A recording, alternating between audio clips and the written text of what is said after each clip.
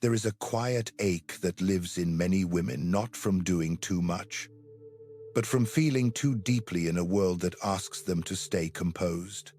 Sometimes, this ache whispers of a weary spirit, a heart that has long carried the weight of others, or the silent exhaustion of always striving to be strong.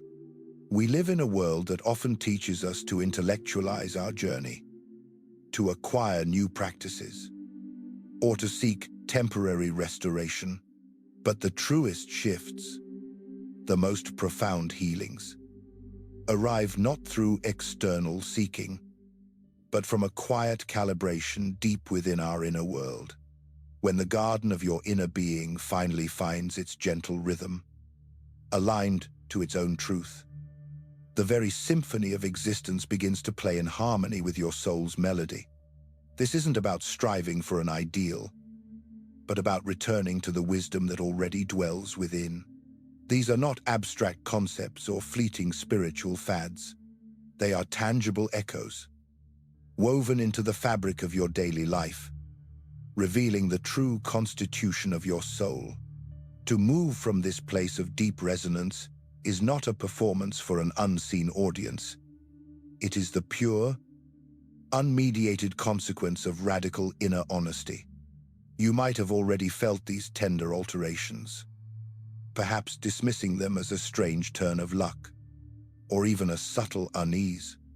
There could be a fundamental shift within your being, a grace you couldn't quite name. This understanding offers a gentle lexicon for that experience, clarifying why these three sacred phenomena can never be reduced to a common list of pleasant maxims. They hold too much ancient power, are too self-evident, and offer too great an obstacle to be used by the fleeting spiritual ego. The first sign speaks through the sacred vessel of your body, and its declaration is an intimate, unfiltered truth. Your physical form becomes a faithful earth, mirroring the deepest whisperings of your soul. It begins a gentle, yet undeniable, expulsion of anything that stands in discord with your core truth. This is not simply a vague feeling of being unwell. It is a swift, somatic response to a deeper inner dissonance. It might manifest as a sudden, incapacitating migraine that appears the moment you agree to an undertaking that betrays your tender principles. Perhaps it is a wave of debilitating nausea that washes over you just as you are about to utter a yes, when every cell in your body is quietly crying no. Or it could be a profound, bone-deep exhaustion, medically unexplainable, emerging solely when you spend time in settings or with individuals who ask you to wear a mask. These are not the typical echoes of unaddressed trauma, though those wounds also speak through the body. This is a state far more advanced. It is your body's innate wisdom becoming fully operational, a gentle guardian of your authenticity. When your inner landscape finds its true alignment, your core self commissions your body to act as the ultimate keeper of your sacred truth. Your physical form becomes a resonant chamber for your soul's frequency, and it will no longer endure incongruity. For a soul who has touched this deep integration, persistence in a career that demands utter conformity, or a relationship that necessitates the abandonment of self, triggers genuine physical distress. Your body ceases to react simply to stress. It begins to react against the betrayal of your soul's song. When did you start believing that softness was wrong? Have you ever experienced such a sensation, that instant you attempt to force your way through a situation out of obligation, fear, or guilt, and your body simply shuts down, as if your immune system initiates a gentle protest before your conscious mind can even begin rationalizing the compromise? This is the quiet phenomenon of physiological rejection. Your energetic signature has become so finely tuned that it is no longer capable of metabolizing inauthenticity. The distinction here is tender and crucial. Neurosis expresses itself in the body due to internal fragmentation and conflict. Vibrational, somatic intelligence. Conversely, springs from integration. It arises from a bond between psyche and body so absolute that your biological organism actively defends your truth. It assumes the role of the physical enforcer of your inner coherence. When that coherence is jeopardized, the alarm is sounded, not with harshness, but with an undeniable physiological plea.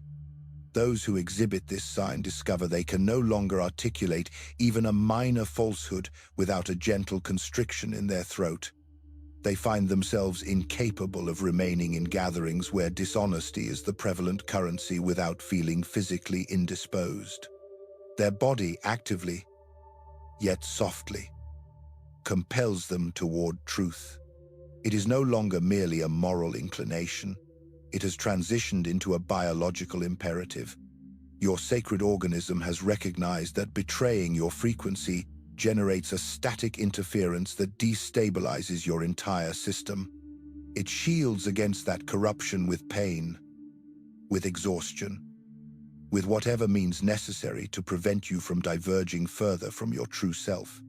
If you have ever been forced to resign from a post because your body was mysteriously disintegrating, or terminate a relationship because you felt unwell every time you were in that person's presence, that was not an indication of your fragility. That was a demonstration of your deepest power. It was your frequency actively defending its intrinsic integrity. The second sign is even more profoundly tender, for it gently dissolves the established boundary between your inner river and the material ocean. You begin to experience synchronicity with a density and exactitude that defies all statistical probability and rational explanation. You are no longer merely encountering a strange coincidence on occasion. You are dwelling within a constant, flowing dialogue with reality. You might be contemplating a highly specific, specialized inquiry in your mind, and the next person speaking in the establishment behind you utters the precise key phrase you were focusing on. You recall a fleeting memory of a childhood companion you have not encountered in 2 decades. And you suddenly meet their sibling in an entirely different country the following day. You are grappling with a complex decision, and a motorized carriage drives past bearing a company slogan on its side that functions as a direct, almost humorously blunt piece of counsel. This occurrence is not singular. It transpires daily. It becomes the new, rich texture of your existence. For the psychically aligned soul, the acausal connecting principle that links the psyche and reality becomes intensely magnified. This is not baseless optimism or arcane superstition. It is a documented phenomenon that occurs when your consciousness achieves such a degree of integration that the artifice of separation between what is within and what is without begins to crumble. The universe surrounding you ceases its function as a random backdrop and starts operating as a direct, real-time feedback system for your inner condition. You are no longer solely an observer of occurrences. You are involved in a conscious partnership with them. The expanse of your awareness, the collective unconscious, and physical reality itself begin to interweave into a single, unified tapestry. This marks the point where synchronicity advances from being an unusual novelty to becoming your native language. You can no longer dismiss it. You can no longer logically attribute it to mere chance, and you are therefore compelled to accept the weighty responsibility that you are actively participating in the creation of your reality. And this state is profoundly uncomfortable. To live in a condition of perpetual synchronicity is a demanding burden to carry because you are no longer able to drift through life passively. Every passing notion, every subtle shift in emotion, appears to elicit an immediate external echo. You sense the universe listening and responding to your silent intentions, your most profound anxieties, your unarticulated questions, You become a conscious co-creator, irrespective of whether you intended to take on this role. And this implies you can no longer conceal yourself. You can no longer adopt the stance of the victim. You can no longer pretend that you are without influence. For the integrated person, these synchronicities are not simply pleasant acknowledgments from the cosmos. They serve as evidence that you are operating on a frequency where your accountability for what manifests in your life has been drastically elevated. Every encounter, every random event, every turn of fortune transforms into a message, a symbol, an answer to something stirring deep within your being. Who would you be if you stopped apologizing for your depth? The third sign expresses itself through the manner in which the world regards you, specifically in the reactions of other individuals. Strangers, in particular, will exhibit powerful, immediate, and often baffling responses to your presence. This is the phenomenon I term spontaneous polarization. You may enter a gathering and, without uttering a single word, some individuals will treat you with an immediate, unfounded hostility. Their gaze will be cold, their body language constrained, their energy radiating utter rejection, even though they possess no prior knowledge of you. Conversely, others will approach you with an astonishing degree of warmth and trust. They will readily confide in you, sharing profoundly personal narratives within moments of meeting you, as if they have been intimately acquainted with you throughout their entire lives. You have not acted to earn either response. Your mere presence acts as the gentle catalyst. Psychologically integrated individuals function as an unconscious trigger for the unintegrated components within others. Your presence becomes an unblemished screen onto which they project their own inner world. When an individual experiences a sudden rush of antipathy toward you, they are not actually despising you. They are reacting violently to that part of themselves, their own untapped potential, their own luminosity, their own suppressed truth that your authentic presence silently reflects to them. And when another individual experiences an instantaneous feeling of safety or deep admiration, they are recognizing in you a quality they deeply desire but have not yet permitted themselves to embody. You execute no action, you simply exist, and that is sufficient to gently agitate the waters. Souls possessing a highly defined psychic frequency seldom traverse the world unnoticed. Their energetic signature is too distinct to be overlooked. It elicits visceral responses because it wordlessly brings to light the internal dissonance residing in others. If you observe that people are either intensely attracted to you or strongly repelled by you, often before any verbal exchange has occurred, this is not a condemnation of your character. It is a testament to the clarity of your frequency. It will either resonate harmoniously or create uncomfortable discord, leaving very little space for neutrality. The crucial query is, how does one differentiate this genuine psychic effect from mere attention-seeking conduct? The distinction resides in your deepest intention. If you are consciously or unconsciously performing, adopting a fabricated persona to elicit a reaction, then the response you receive is merely a product of your own need for validation. But if you are simply existing, anchored in your own quiet truth, and the reactions surface regardless, that is the undeniable effect of your frequency. An authentic presence requires no dramatization, it simply is, and the world is compelled to react to it. This third sign also signifies that you are no longer capable of concealing yourself within the multitude. Your endeavors to remain unnoticed will invariably fail. People sense your energy before they register your voice. They are reacting to something within you that transcends the limitations of language. This is not vanity.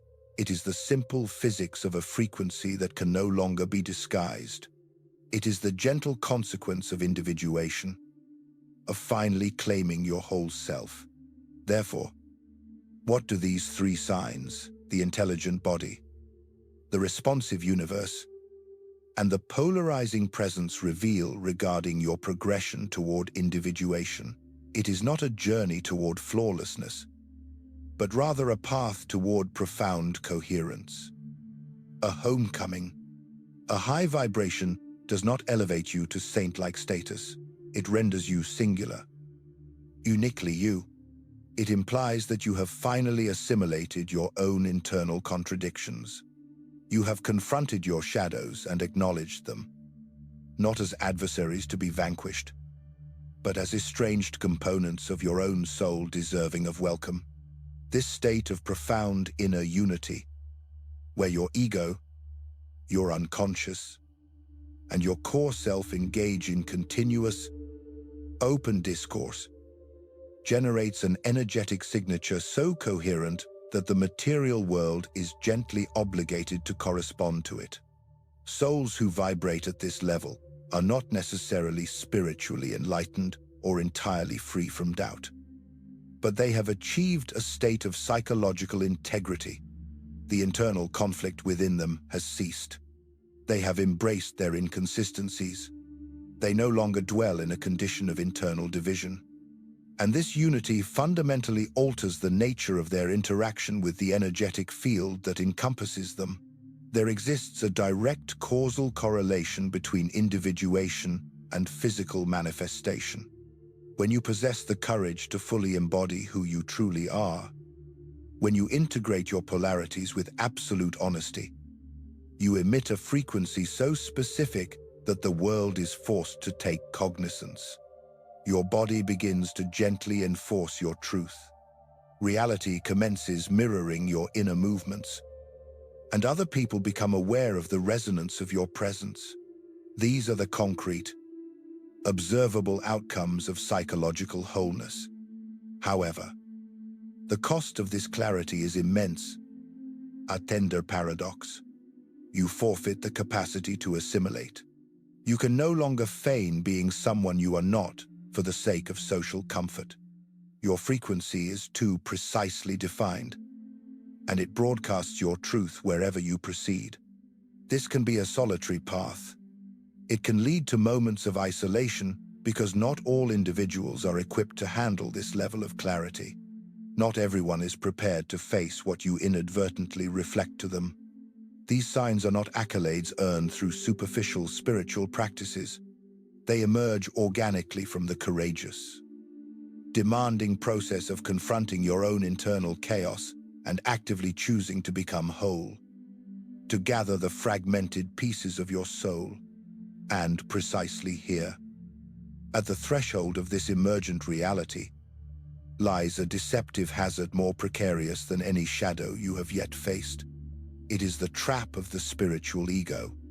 It is the temptation to observe these signs and mistakenly interpret them as proof of your own innate superiority, a special chosenness.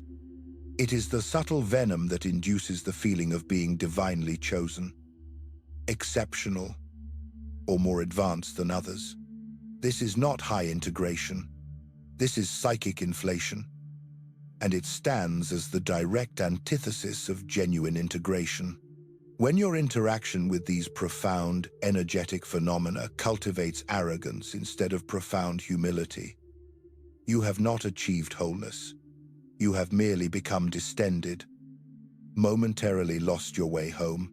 How does one determine if they are operating from a foundation of authentic frequency or simply nourishing their ego with a new, more refined type of fuel? Pose yourself this solitary, straightforward question.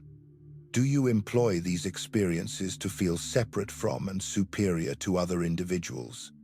Do you find yourself compulsively discussing the extent of your difference, the profound nature of your connection? Are you dependent on external validation for your spiritual advancement?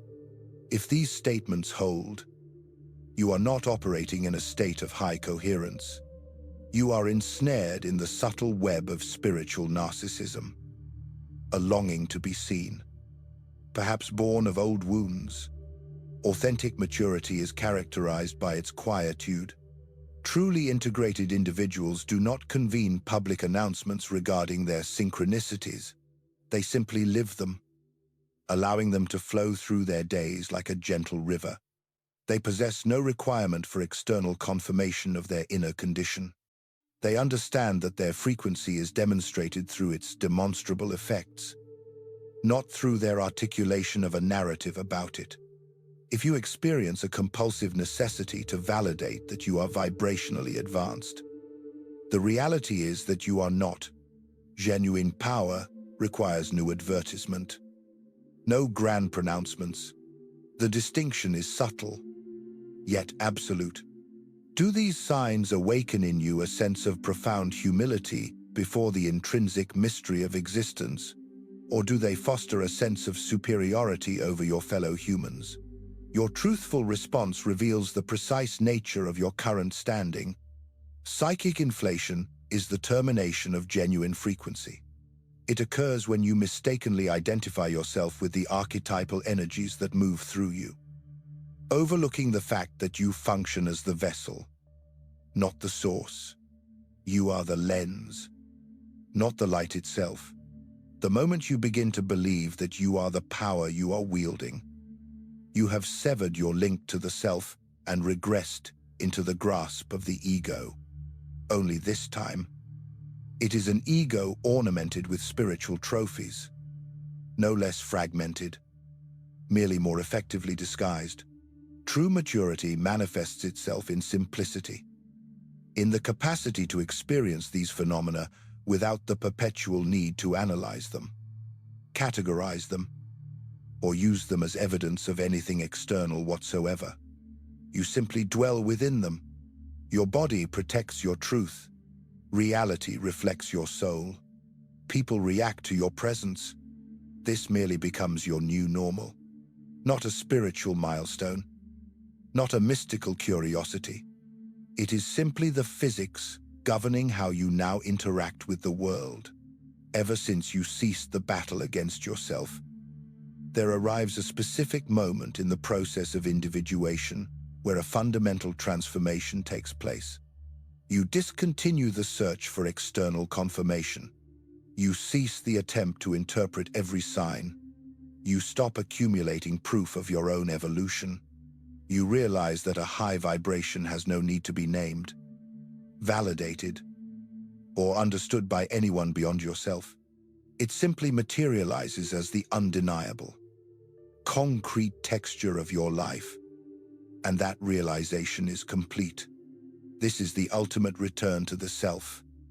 Subsequent to the extensive journey through the shadows, following the gentle integration of opposites, after diligently working through the fragments of the psyche, you arrive back at your point of origin. However, you are no longer the same person.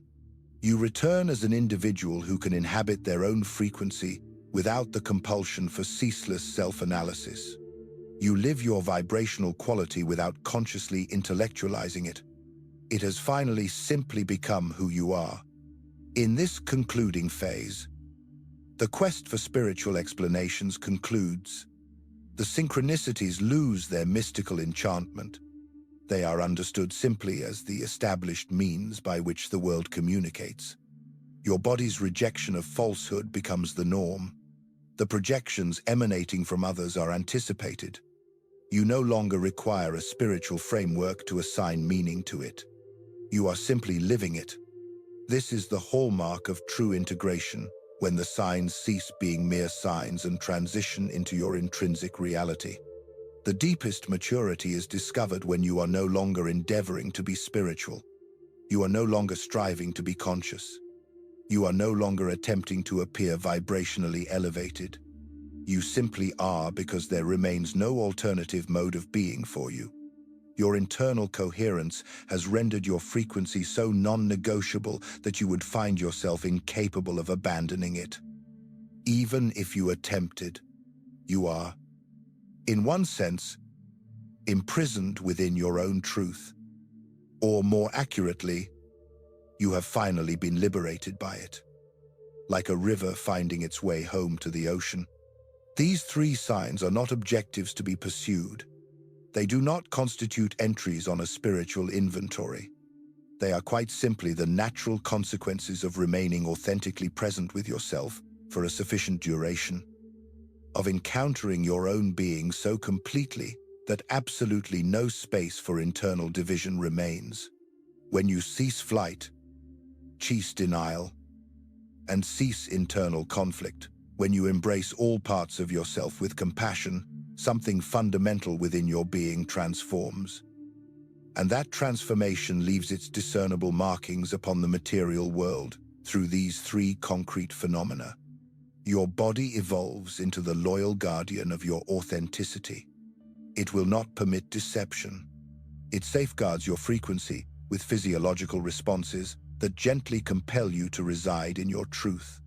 This is not an abstraction. It is a physical reality that will fundamentally restructure your existence. You can no longer endure environments that necessitate self-betrayal.